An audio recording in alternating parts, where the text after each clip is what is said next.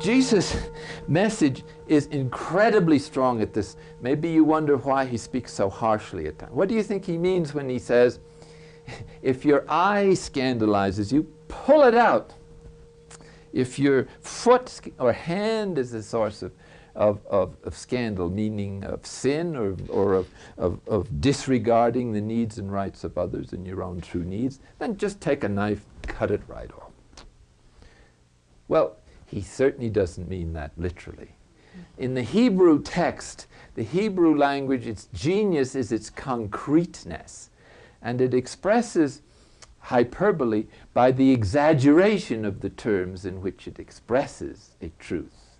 And Jesus, coming out of that culture and speaking to people so enculturated, naturally uses that in his preaching as his device. When he wants to speak strongly, he says, I tell you solemnly. Or he puts it so strongly that you nearly drop dead from the blast of his wisdom. But remember this, that Jesus is above all a wisdom teacher, and hence his sayings are speaking about experience much more than they are about morality as a kind of series of laws to which you conform. Remember that conformity morality belongs to the mythic level, and it's the price that we pay in order to belong and to be accepted and approved by the group. And this group pressure is enormous, so that nobody wants to go against the general feeling or consensus of the group. So when Jesus says,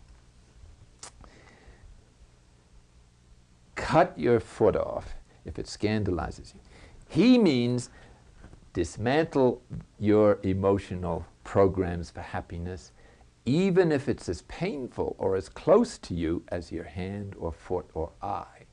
In other words, work at this stuff. If you know you've got a security center around which your life is revolving, manifested by the fact that you get terribly angry and upset whenever your emotional program is frustrated, cut it out, cut it off, get free of it. You're killing yourself and other people. You're destroying your potential for growth, the contribution you could make to your group and to the whole world, because it's people who have reached the freedom of the gospel, the freedom to take full responsibility for their decisions, activity, behavior, and other.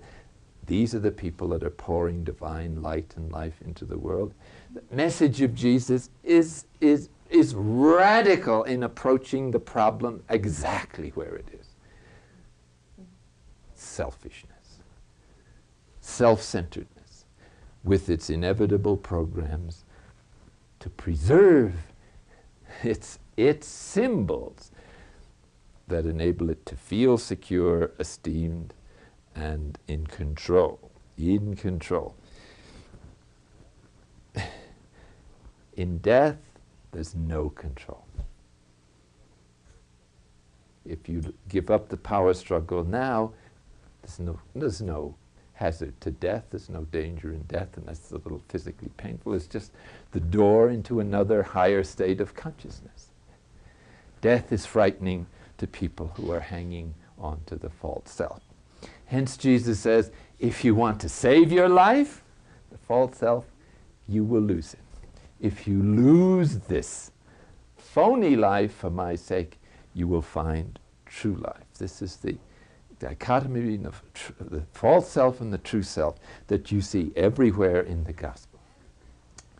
And notice the harshness of Jesus is simply a wisdom saying to shake us up, to realize, look, if you really are hung up, or you've really got to be secure to feel happy, you've got to cut that out of yourself, even if it's as painful as cutting off your foot. That's what he's saying. Okay, now he has a few words about these people at the mythical membership level.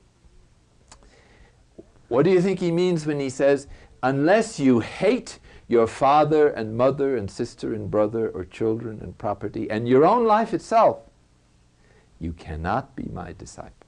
Okay. He doesn't mean not to love or take care of our parents. What does he mean? He means disidentify with anybody, including those you most love, if they stand in the way of following the gospel, of freeing yourself from these hang-ups, or of locking you into a conformity morality that prevents you from following the creativity of the gospel and creating new ministries and ministering wherever it's needed, whether the people like it or not.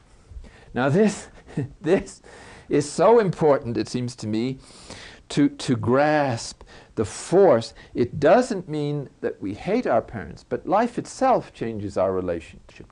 As we grow, our relations have to change appropriately. No matter, and this involves our relationship to ourselves, God, and other people, and especially our parents. But you see, we have absorbed at this period of 4 to 7 the values of the parents, so that their ideas of morality have gotten stuck in us, and these may or may not be the result of a genuine conscience.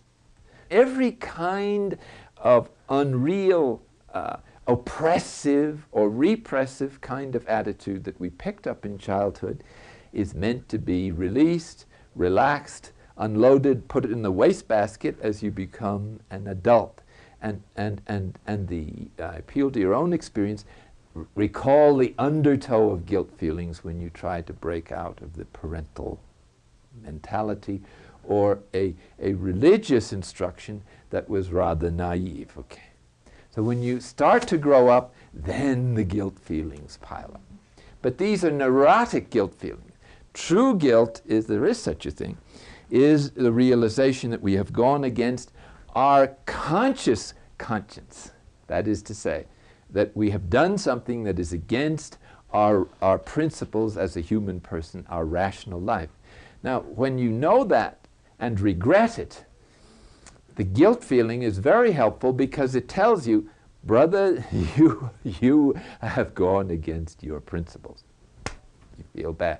Now, as soon as that happens and you regret it, you say, my God, I'm sorry. If you've done something to trample on the needs of others, I'll make restitution. Then you forget it. Any guilt that lasts more than half a minute is neurotic.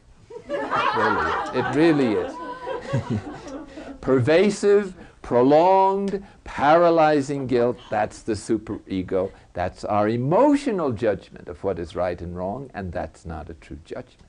That's not conscience. Conscience is a judgment of reason, not of emotion. Emotion says, damn you, you're guilty, look what you've done, you're no good, and it usually registers a pervasive negativity.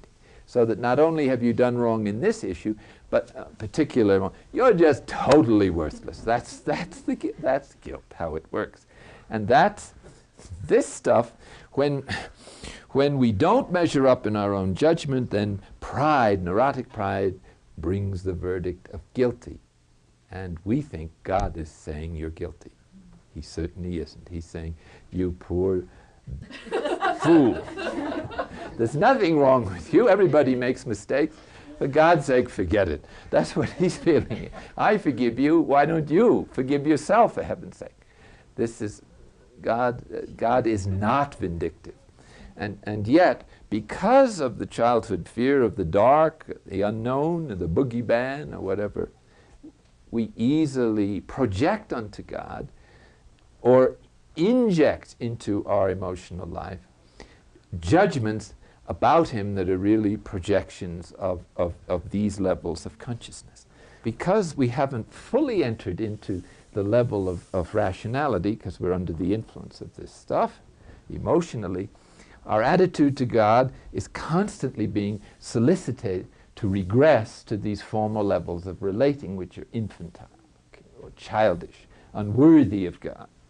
And so God becomes, we project on God the models of authority that we see around us. If we have a horrible father, then the God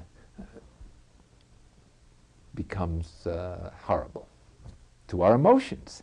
If we think of God as a policeman or as a tyrant, this is because we're projecting models in our childhood environment that are very painful to us. And since we don't know God directly, the closest thing are the authority figures that we do know. And if these are horrendous, then it's very difficult later in life to relate to God as God is in himself until we lay aside and process our emotional junk, which also enables us to reevaluate what we think of God. Whatever idea we picked up of God at a pre-rational level had emotional overtones, and those emotional overtones remain in the memory bank, the nervous system and brain, as a kind of parasite idea, so that whenever we think of God, that emotional wound or distortion or the fear we had of God because of the way he was presented to us in early childhood begins to go off. And so we find it difficult to emotionally put our trust in. And so whenever you try to relate to God outside of the concepts of this fear or this distortion of God as a tyrant, policeman, or judge about to bring the verdict of guilty, which is really the superego's judgment, descends upon one, and one can't relax. If you're going to do centering prayer, you've got to trust God, because this is just sheer surrender. And if he doesn't pick you up or catch you, you're in tough shape. So the centering prayer challenges us, if we can't find interior rest, to find out why not. And this brings us to the kind of self-knowledge that is practical, and it may be helpful to get psychotherapy to begin to see how we're treating God on the basis of our early emotional life. Here's a little story that might bring this home, what I'm trying to say. And this is a true story, and it concerns a cardinal of the church, no less. And I feel, since it was reported in the press, that it's fair to repeat it here.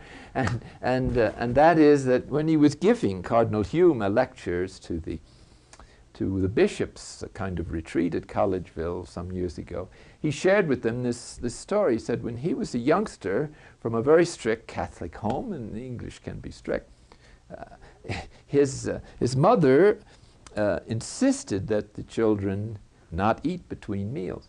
And that was part of their discipline, their religious discipline. And so she had a cookie jar in the kitchen. So one day she gathered the family and she said to them, "Now I don't want any of you boys or girls to put your hand in that cookie jar in between meals.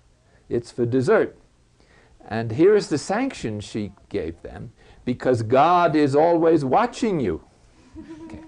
So here's a sensitive child whose love of God is just developing. Now, through the somewhat ill-advised, but no doubt good-intentioned offices of his mother who's trying to train him, he now perceives God as watching him to catch him in a fault in disobedience. And this, of course, with his tender conscience, sensitive child, are the most easy to wound in this regard. He decides he'll never put his hand in the jar. Keep the rule. Whose rule, for God's sake? It was her. She didn't have enough guts to take responsibility for her own sanctions. There are only 10 commandments. If you dare to add another one, take responsibility. Don't blame God for it, for goodness sake. Well, anyway, he accepted this thing and took it seriously, and a little later he entered the Benedictine order, where there are all kinds of rules. And I suppose he was keeping them for the same reason. God is always watching. God have mercy on my soul for judging anyone, but maybe he entered the monastery for that very reason. Safer there, so that now there'll be less opportunity for God to be displeased with him. He apparently had been thoroughly terrorized by that situation. Now some of this is my interpretation, please. If he sues me for libel, I'll realize that I overdid it. But anyway, he said, not I, to the bishops, for many years, that was my relationship to God. But one day, something happened. He didn't say what it was. I had an experience of God, and I suddenly realized and I've realized it ever since, that if as a child I had put my hand in the cookie jar in between meals, and if God was truly watching and concerned about that situation, he would have said, "Sonny, why don't you take another one?" Okay. Well, here is someone who was on the way to trusting God in a relationship, and through the ill and poorly psychological presentation of some aspect of discipline, she, without intending to, retarded that young man's union with God for maybe 20, 30 years. That's how fragile the human situation is. So when Jesus said, hate your, he doesn't mean not to love them. He means disidentify with their value system if it's not according to the gospel and according to human growth into the divine life. Just love them in every other regard, but when they want you to do what they want to do, you say, "I'm sorry, Mom and Dad, I've got some other values going. See you later." And the same thing goes for all the other groups. Your peer group, the fastest way to lose your friends is to change your way of life, because they're threatened by that. And so it's a lonely road sometimes when you take the spiritual journey for a while. But a little while, God will give you the most remarkable friends that you never dreamed existed in this world. And so he never takes anything from us except to give you something better. You cannot overdo trust in this God. He's infinitely compassionate, so, and powerful, which means he can do something about it. So what this means is, if your family, nation, group, anybody stands in the way of your true growth, which is in the interest of the whole human family, then you have to know how to say politely no, and stick by the courage of your God-given attraction. And this, so that you can see that the gospel is calling us everywhere, out of this straitjacket, out of over-identification with group, which is not to say anything is bad, but we've got to learn the right use of everything.